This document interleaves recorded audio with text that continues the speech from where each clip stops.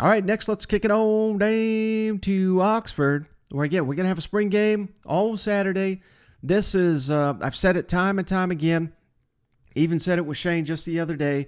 This is one of these teams that I just can't put my finger on. And how can you? With so much turnover, losing all three coordinators, and just losing players to the NFL, but raiding the transfer portal. This is going to be a new look Ole Miss Rebels. Lane Kiffin deserves the benefit of the doubt that he can put these pieces together. But let's see it in action now.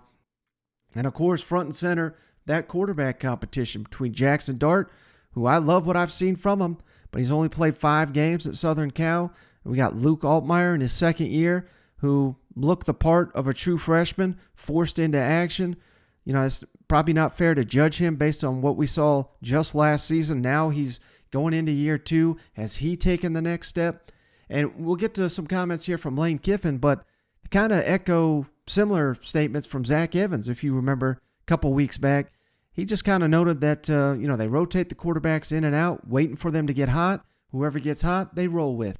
And that's the same thing Kiffin is about to say here. I mean, these guys just are not consistent. One day one's on, one day the other one's on. So, there's something to be said for practice players, and then there's game players. Maybe that'll rear itself here on Saturday with the lights come on.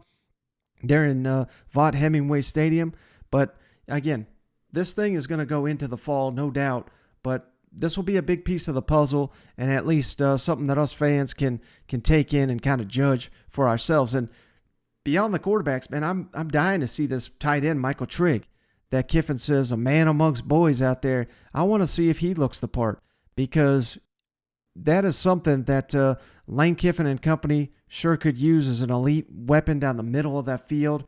They've had that before with the guy's name escapes me now. He came in, they made him an all-SEC tight end off to the NFL. I mean, Lane Kiffin has shown he can get these tight ends. Here it is. Ole Miss fans probably screaming at the top of their lungs. Kenny Yeboah came in one year, made them all-world. They have that possible potential here, and Michael Trigg could be a go-to target for whoever the quarterback is there in Oxford this season. So I want to see what he looks like. We've got Jordan Watkins, the transfer from Louisville, who got him a taste of this Ole Miss team week 1 last season and must have looked over and said, damn, it looks fun to play for them. I'm going to ditch these losers and go play for a winner in Lane Kiffin. So want to see if he looks the part. And J.J. Pegues, who I think's got loads of potential on the defensive line, transferring back home from the Auburn Tigers. So a lot to view here for the Ole Miss Rebels. Again, I have no idea what to make of this team, so hopefully Saturday provides a couple answers. And here's Lane Kiffin on the latest on the quarterback competition there in Oxford.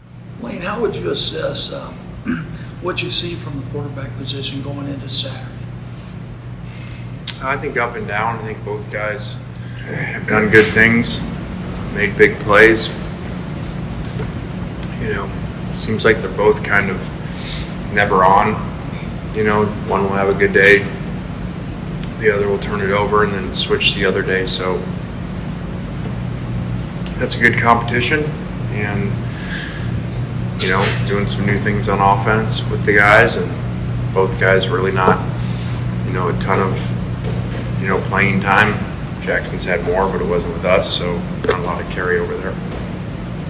It's hard to evaluate quarterbacks in a situation like, I don't know, all we saw was Saturday. Most of the receivers were out. Trigg was out. I don't think Zach was out there. Is it difficult as a coach to sort of get a feel for who's doing what when personnel's so limited?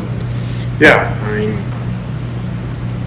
I'd like to think with experience, you learn things, and so you take all that into account. I think as a younger coach, sometimes you get down and gets a stat sheet, but any quarterback out there that's going to have great passing efficiency without good players around him. So running guys can take off and run, but when it comes to the throwing game, you better have some good pieces. And just look at Matt's season when he had him, when he didn't. There was a big difference. As good as he was. So those guys are suffering